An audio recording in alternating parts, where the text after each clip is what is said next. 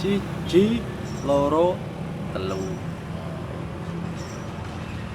Oke, kita lanjutkan ya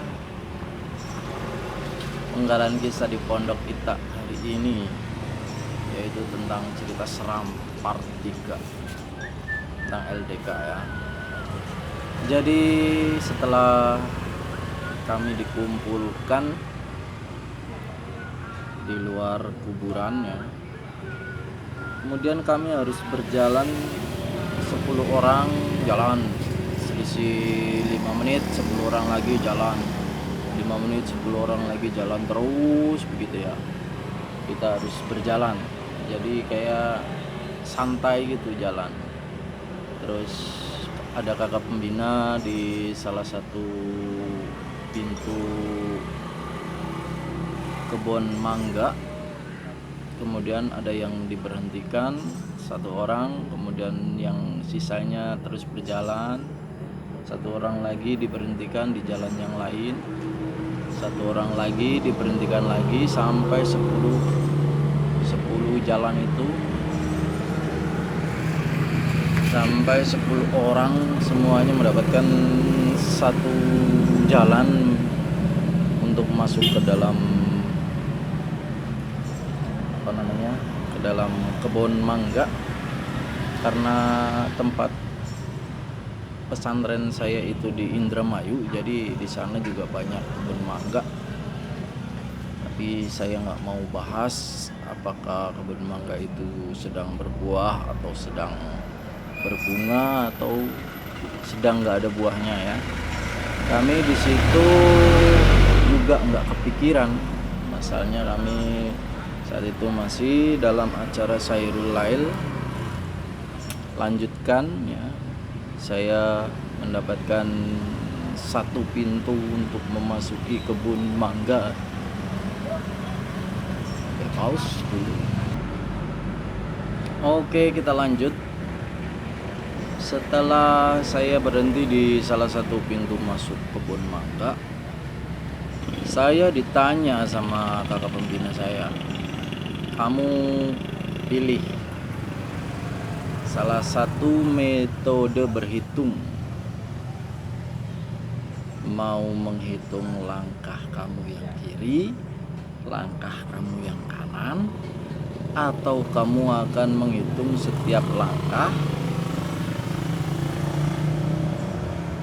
Kemudian saya menjawab, saya mau menghitung langkah kiri saya, setiap langkah kiri saya hitung. Kemudian kakak pembina bertanya lagi, kamu mau berlari atau berjalan? Saya memilih berjalan. Setelah itu kakak pembina pun melepas sama saya. Yaudah, mulai sekarang kamu langkahkan kiri dulu. Oke, saya pun melangkah 1 langkah kiri. Setiap langkah kiri saya menghitung 1, 2, 3, 4, 5, 6. Dan kenapa saya memilih menghitung langkah kiri, langkah kaki kiri, dan memilih untuk berjalan? Karena apa? Jadi menurut saya gitu ya, seperti yang saya pikirkan di awal-awal gitu ya. Jadi saya berpikir itu di acara ini gitu, saya nggak sendirian gitu ya. Di setiap sudut-sudut ini, di setiap sudut-sudut kebun mangga ini pasti ada kakak pembina. Dan kalau saya berjalan, kemungkinan di belakang saya ada yang berlari gitu ya. Kemungkinan di belakang saya itu ada yang berlari. Dengan begitu, nanti teman saya yang di belakang yang berlari, dia pasti akan bertemu dengan saya, dan itu bisa mengurangi rasa takut saya. Walaupun saat itu saya belum merasa takut gitu ya, tapi saya melangkah terus. Setiap langkah kiri saya hitung sampai di hitungan sekitaran 500 langkah saya heran kenapa yang saya pikirkan tidak ada yang terjadi. Jadi nggak ada dari peserta yang di belakang saya itu untuk memilih untuk berlari. Kenapa mereka tidak ada yang menyusul saya gitu ya? Saya lihat ke depan, walaupun jalan itu lurus, tapi sangat gelap, nggak ada penerangan sama sekali. Jadi penerangannya itu cuman dari langit, dan itu pun bintang-bintang doang, nggak ada bulan malam itu. Jadi saat itu begitu saya tersadar ya, saya merasa takut, dan itu pertama kali saya merasakan takut, benar-benar takut. Karena apa? Ngeliat ke depan nggak ada orang, saya ngeliat ke belakang juga nggak ada orang, di sekitaran di pohon-pohon mangga juga nggak ada orang, nggak ada tanda-tanda kehidupan sama sekali. Dan saat itu saya tersadar saya berada di tengah kebun mangga sendirian. Setiap ada gerakan di tepian jalan gitu ya, di semak-semak gitu ya, saya langsung melihat apakah itu kakak pembina. Ternyata bukan, tapi ada gerakan. Saya perhatikan terus, tapi saya terus melangkah dan terus menghitung langkah kiri saya, dan memang itu bukan kakak pembina. Saya bisalah memastikan gitu apakah itu manusia atau bukan. Saat itu aku merasakan sangat takut, benar-benar takut. Jalan sendirian di tengah kebun mangga. Walaupun di pemikiran saya awalnya saya nggak sendirian, tapi saat itu saya sadar saya sendirian. Saya harus melangkahkan kaki terus berjalan, menghitung langkah kaki kiri saya. Terkadang saya berpikir untuk berlari karena saking takutnya saya, tapi saya mencoba untuk mengendalikan diri, mencoba meredam rasa takut saya. Saya nggak ingat mau ngapain gitu ya. Kalau orang lagi takut itu biasanya langsung baca ayat kursi atau Al-Fatihah atau apa, saya lupa semua. Al-Quran pun nggak saya ingat. Luar biasa, merasakan takut yang luar biasa, dan saya terus melangkahkan kaki, dan hal itu membuat saya cepat merasa lelah.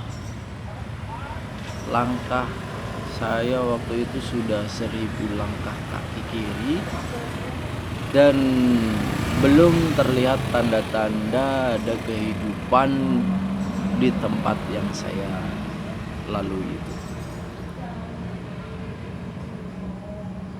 Dan itu pengalaman saya merasakan takut yang luar biasa.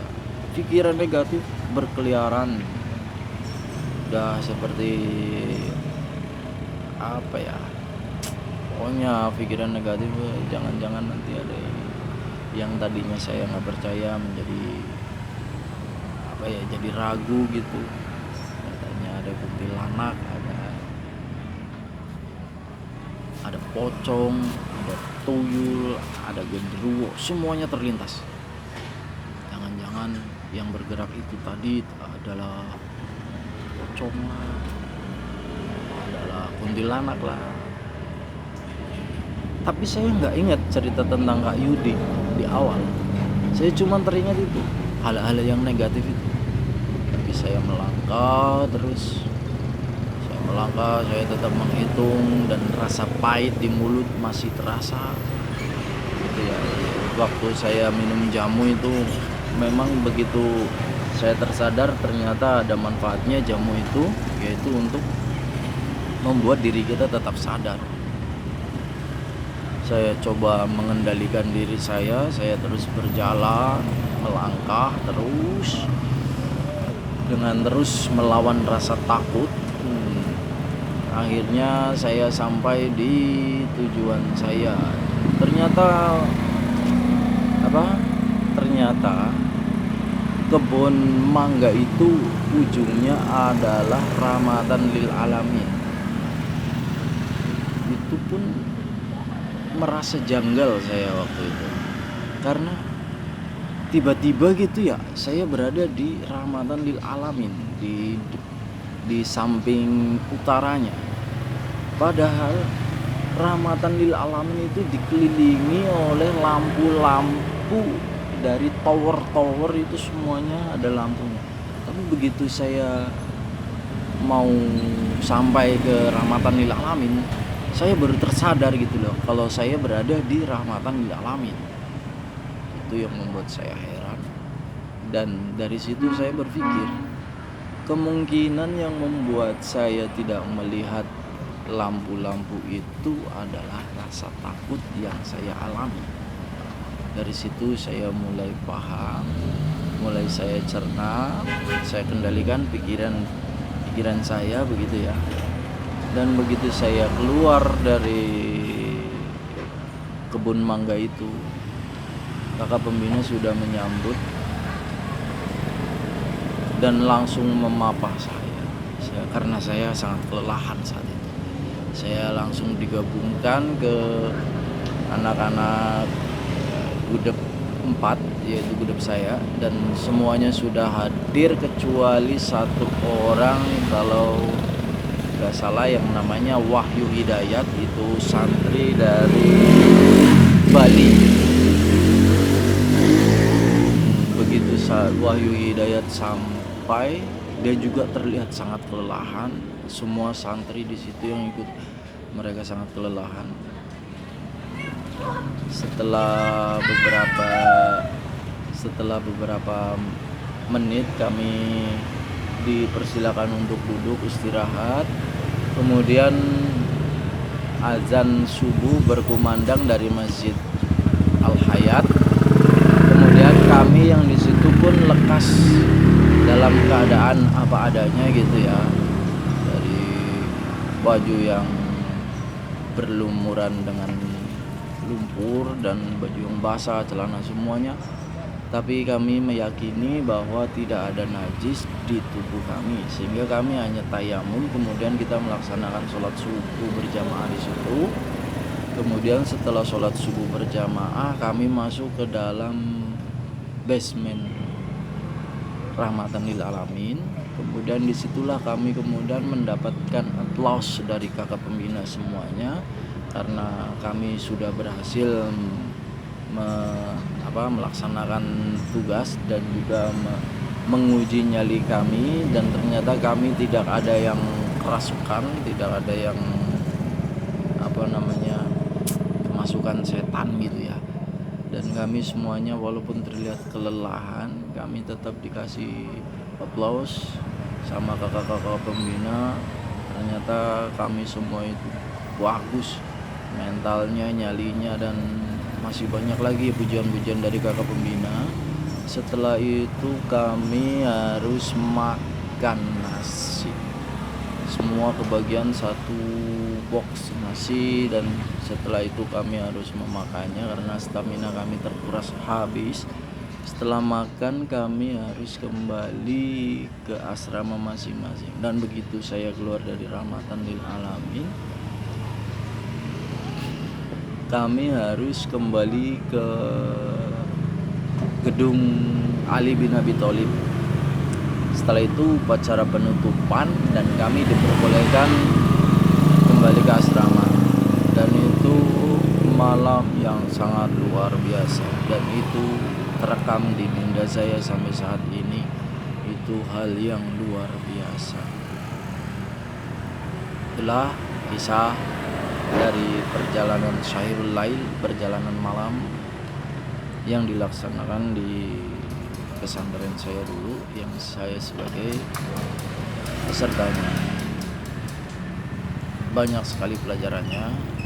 Intinya adalah rasa takut bisa mempengaruhi segalanya lah pokoknya. Dan itu pertama kali saya merasa takut, benar-benar takut.